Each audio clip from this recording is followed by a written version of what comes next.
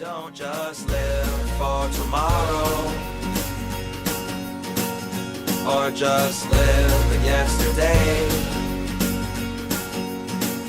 Just be glad for all you have that's in today. And though you've come through many obstacles. Hey everyone, Connie here, and welcome to my blind reaction to Miss Kobayashi's Dragon Maid S, Episode 6. So last time we got quite a bit of Ilulu, and it's just endearing us more and more to her. I'm very excited to see where this series is going to go next.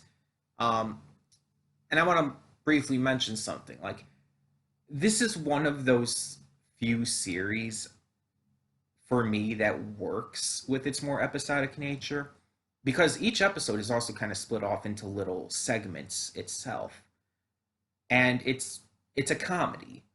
It almost thrives off of being episodic, in the same way that Nichijou does, or I guess to a lesser degree Asubi Asobase, but that series, the issues weren't so much with its formatting as with the actual content.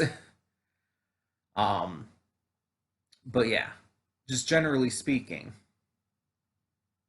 um, this is one of those shows that actually work with that and make it feel natural. Yet it still does have ongoing plot points, things that connect and continue, and it has it has continuity. It has um, just recurring gags and things that are built off of stuff that came before, and because that helps make it work. And while most of the time it's all fun and interesting, it does get exciting at points. It does get intense at points. I mean, hell, this season started off episode 1 with a pretty intense fight. Um, and it's like we didn't get those like right away in season 1, but season 2 really just went ham on that, and I enjoy that. Bringing in Ilulu that way worked. But I'm excited to see what comes next, to see what more they do with these characters. And I've talked about it before, but I just really love this chosen family. I love that this series works with that, because while it's very much a parody, while it's very much making fun of a lot of different tropes in manga and anime, it does still have some notable stuff that you can really latch onto seriously and can really just emotionally connect to. And the aspect of the chosen family that Kobayashi has going here, which her, Toru, Kana, and even now Ilulu, you could say, is added into that mix. It's a big deal. And Ilulu kind of has her own chosen family with Kana and Saikawa, and even Shota, her friends. And it's like this, it's a big theme in this series. And it's just really nice to see. It's really fantastic to cover. And it's one of the reasons why this show is for a lot of reasons, a comfort show of mine. Because watching it just makes me feel happy. I just really like these characters that much. I really like the situations and the comedy that much. And I like the emotional hook of it all. Even with it being a parody, it still has that emotional hook, and that's what makes it so successful. That's what makes it from just feeling like, well, Asubi Asobase or something else like that. Obviously, it's not quite as zany as that show, but still. I really appreciate it. That emotional hook is what keeps it from being something lesser. It elevates it to a whole new level. And so I'm excited. I'm very, very excited to see what comes next. And hopefully we get some more good stuff with Ilulu and Take now that they've become friends. Um, I want to see some more stuff with Ilulu interacting with Saikawa and Kana and Shota and all of them.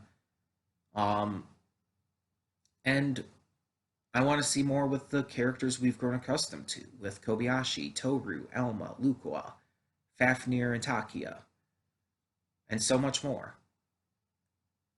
And we'll see how it goes. So we're just going to get this episode started. So when the screen fades to black, pause this redirect and go to the description below. Follow the link to the reaction, and after you watch it, come back here to the redirect and resume play. Because after it fades to black and then fades back in, everything from that point forward will be my afterthoughts and will contain spoilers to the episode. So, with that being said, thank you so much for tuning in, and I will see you at the reaction. And we are back, and we'll begin with spoilers in 3, 2, 1, now.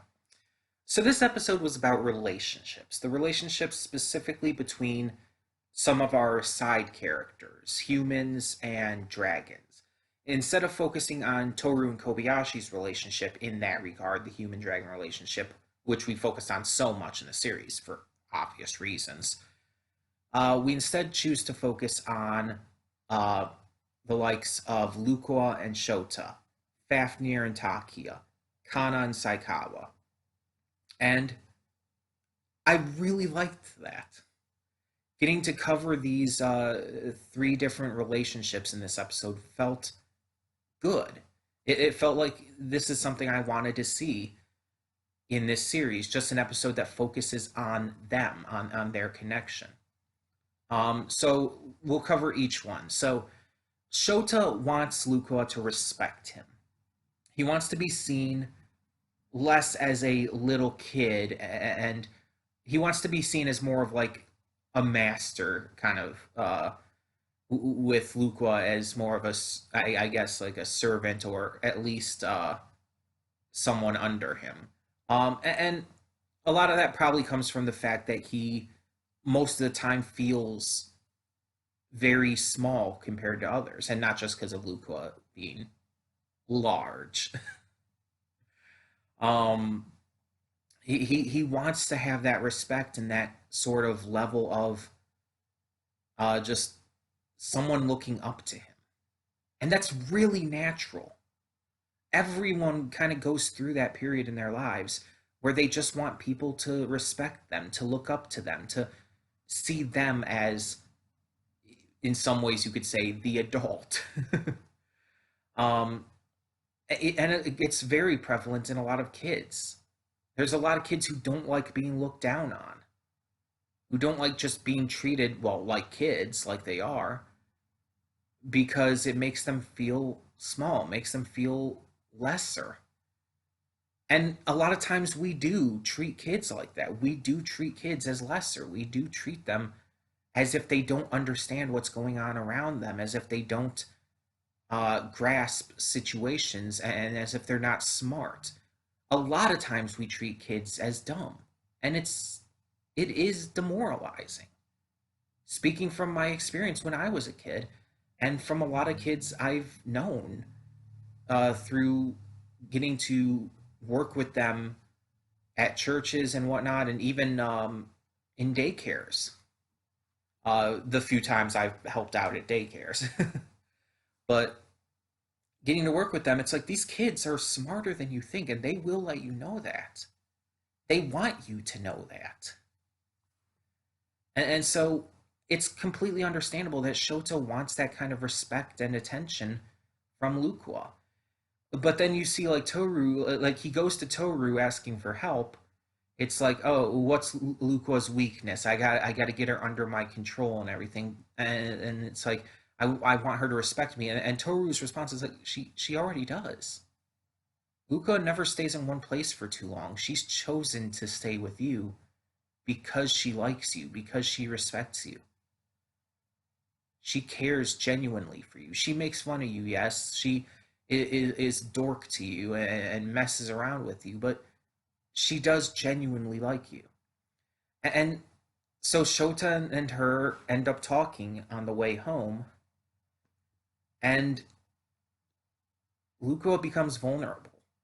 Something we honestly don't see a lot of. A lot of times, Luca is very much like in control, and the only type of vulnerability we've ever really had with her is when talking about her issue with alcohol and what happened in her past with her sister. Um, and now we get to this, and she is vulnerable and tells Shota straight up that after that incident, she didn't have a home anymore, and that she couldn't find a place where she felt truly like she belonged until she found him. And it's genuinely one of the nicest and most genuine moments from Luca and Shota's relationship and character dynamic that we've seen in this series. And it's definitely clear that they're becoming closer. Um, and not in the goofy way that Luca acts towards him with the, sexuality aspect of it. But we do find out a little bit about that in this episode through Fafnir, actually. So Takia has his parents coming over, and he wants to try and do something about Fafnir. His first thought is to have Fafnir head out for the day. But then he starts thinking, okay, Fafnir's not agreeing to that. Maybe we'll just have him behave himself around the parents.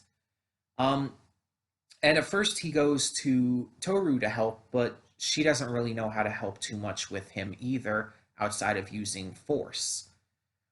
We do get to see a tiny bit of his dragon form though in this, and it's cool because we get to see Elma's dragon form in more detail. We get to see now Fafnir's in more detail.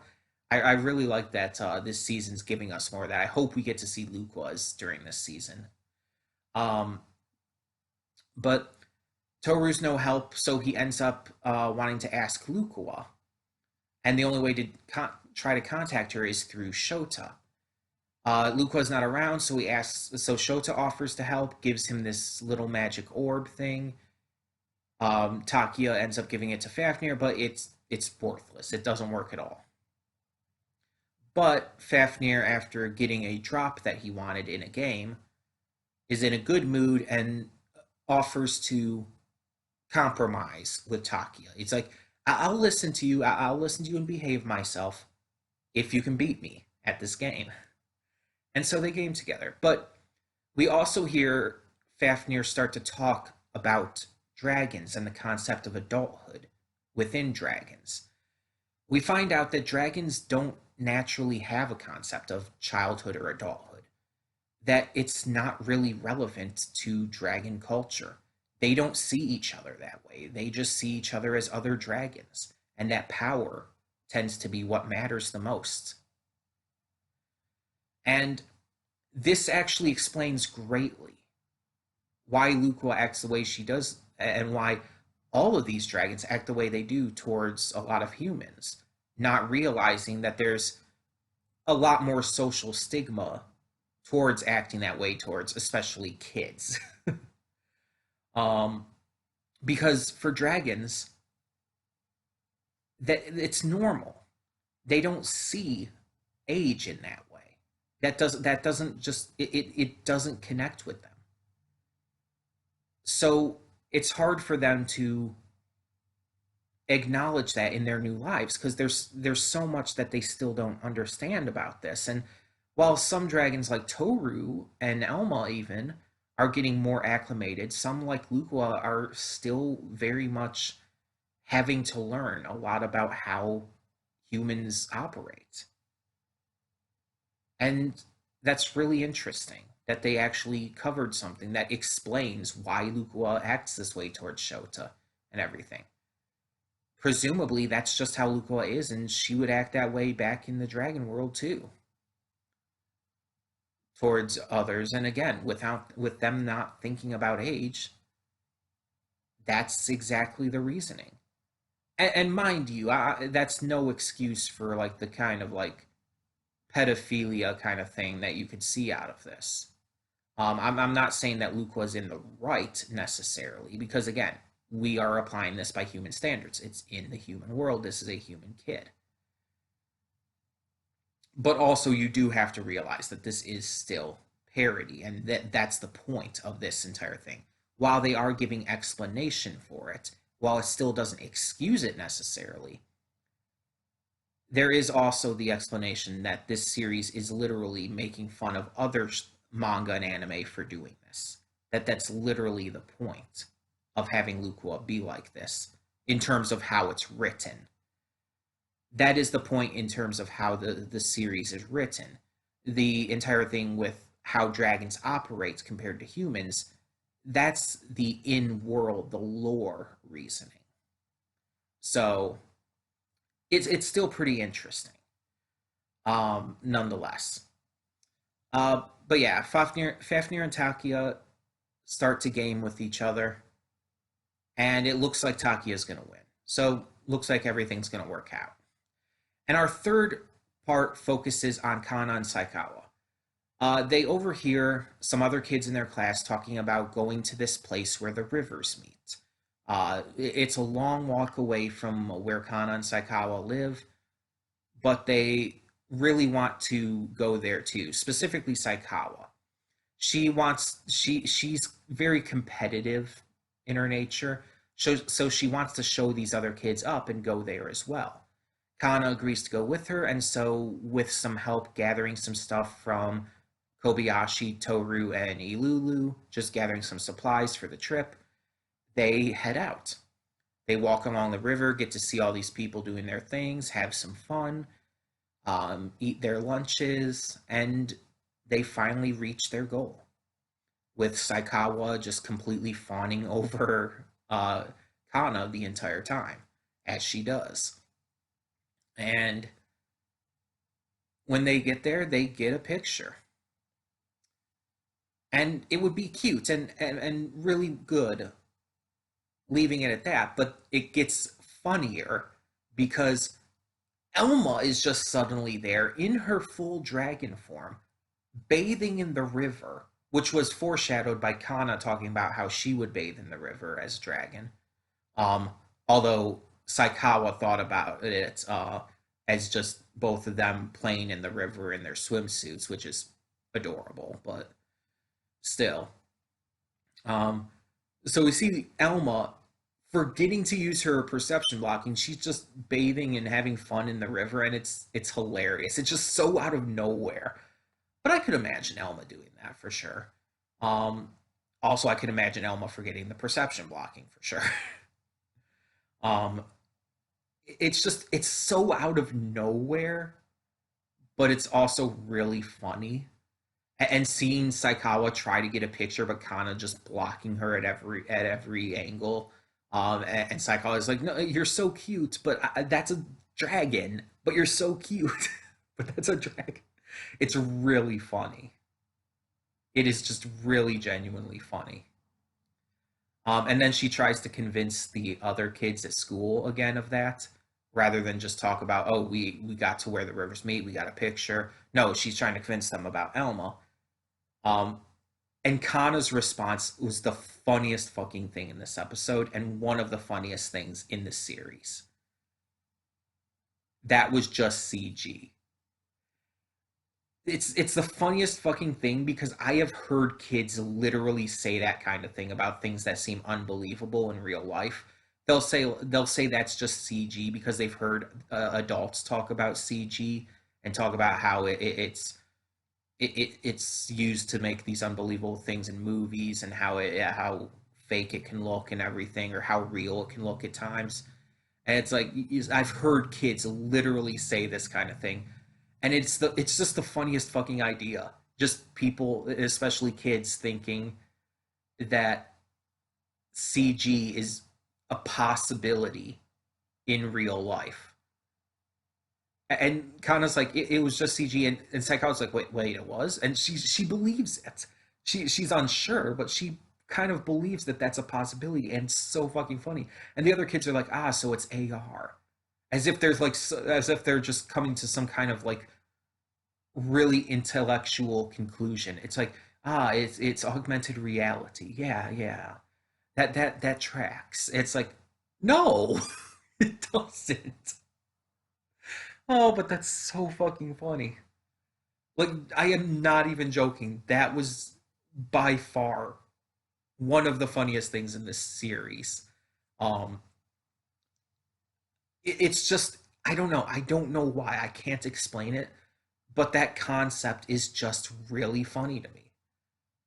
Just the concept of kids thinking that CG is just like a possibility like that in real life situations like that. It's just really fucking funny. That made the episode for me. Like everything else in the episode was great, but that was just that was next level. um but yeah, so this episode focused on those three kind of relationships, and none of the stories were really that like heavy or that important. It was just focused on the relationships. We got to see how Luca and Shota are connecting and how important they are to each other, even if Shota won't always admit it. And we get to see how Fafnir and Takia have grown really close, but at the same time, Takia is still worried about how Fafnir and his parents will interact.